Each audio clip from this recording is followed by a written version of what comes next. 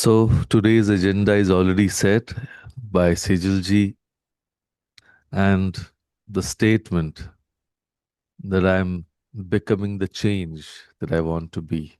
It's so profound. But today, let me start with the confession. When I was 16, I watched my father apologize to a house help for speaking rudely when he was stressed. It lasted maybe 30 seconds, and he probably doesn't even remember it. But I do. 20 years later, I still do. That moment taught me more about dignity and accountability than any lecture ever could. It made me realize something powerful, that we are always being watched, not in a creepy way, but in a meaningful way. Little eyes, young minds, impressionable hearts, and they're taking notes on how we live, not just what we preach. So today, let's talk about something that shapes the future more than any curriculum ever could. Today, we explore being a role model for younger generation.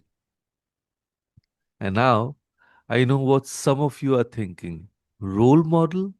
Me? Have you seen my life? It's barely held together with coffee and hope. And that's exactly the point. Here's the truth that'll set you free. Children may not always listen to what we say, but they never forget what we do. So, being a role model isn't about being perfect. It's not about pretending you have all the answers or never making mistakes. If that were the case, none of us would qualify. Not your parents, not your teachers, not even that Instagram influencer with the perfect curated life. Being a role model is about being real. It's about showing the next generation that growth is messy, that apologizing is strength, and that integrity matters even when no one's watching, and especially when no one's watching. So, let me share what I call the invisible curriculum, that is, the lessons we teach without teaching. First one, what you do in traffic. Adults, here's a reality check. You can give your kids 100 lectures about patience and respect. But if they see you honking aggressively at a red light, cutting lanes recklessly, or yelling at an auto driver trying to make a living, what do you think they are learning? Teenagers, you're not off the hook either. When you're scrolling through Instagram while your grandparents are trying to tell you a story, you're teaching the 10-year-old cousin watching you that devices matter more than people. And that's a role model moment too. Just not the kind you want to be remembered for. Every traffic light is a classroom. Every queue you stand is in a lecture. And every time you choose patience over convenience, you are teaching. Second one, how you handle failure. I'll tell you a secret about the next generation. They don't need to see you win all the time. They need to see you lose with grace. Remember when India lost the 2019 World Cup semi-final? Virat Kohli didn't throw his bat or blame the umpires. He said, "We didn't play well enough." And that's role modeling. That's teaching millions of kids that losing doesn't make you a loser. How you lose defines your character. Even the other day, I was watching a Hindi movie. I'm sure most of you would have seen Chichore of Sushant Singh. And it had the same message, that how you lose. Even that is important. And parents, when you mess up a recipe, do not laugh it off and order pizza. Or do you create a storm in the kitchen?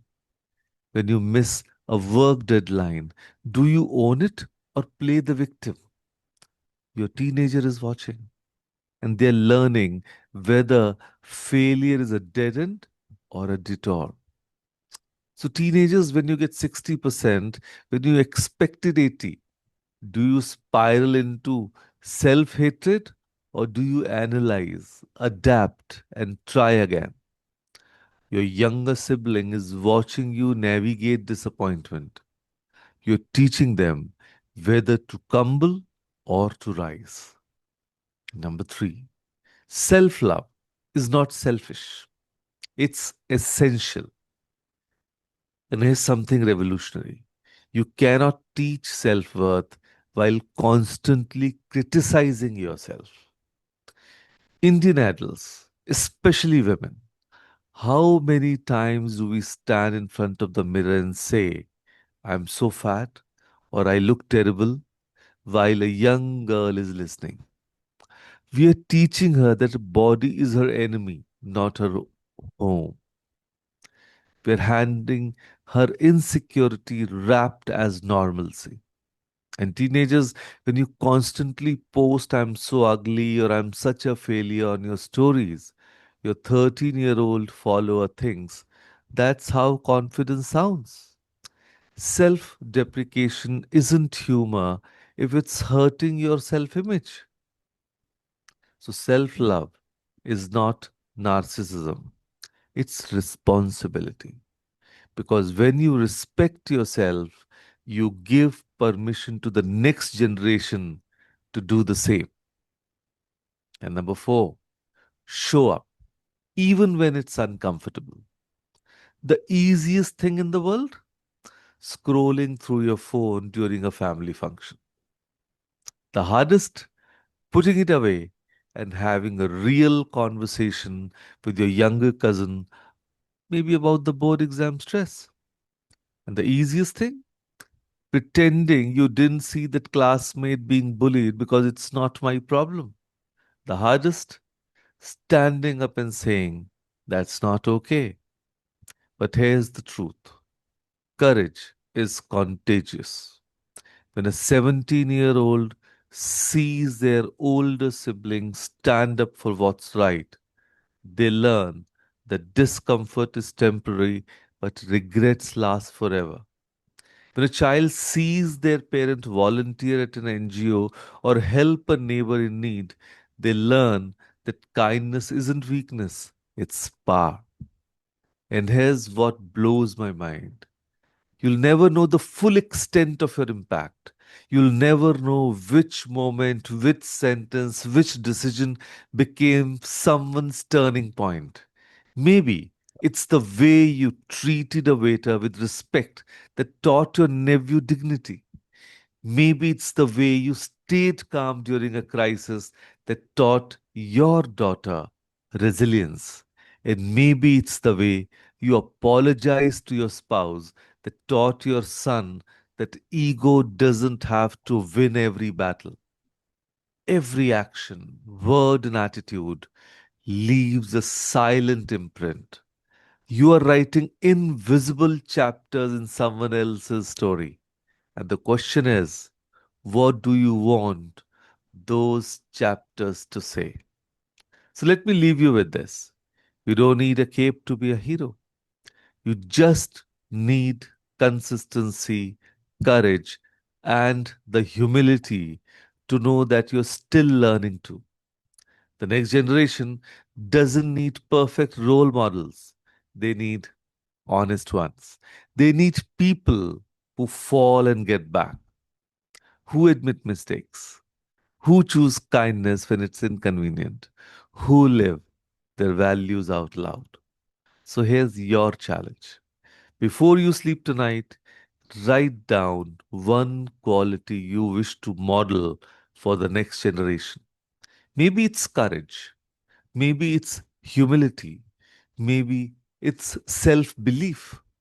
And then tomorrow, plan one small action that embodies that value. Admit a mistake you've been avoiding. Face a fear you've been postponing. Express kindness to someone you've been ignoring.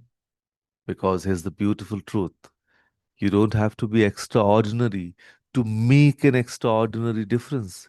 You just have to be intentional.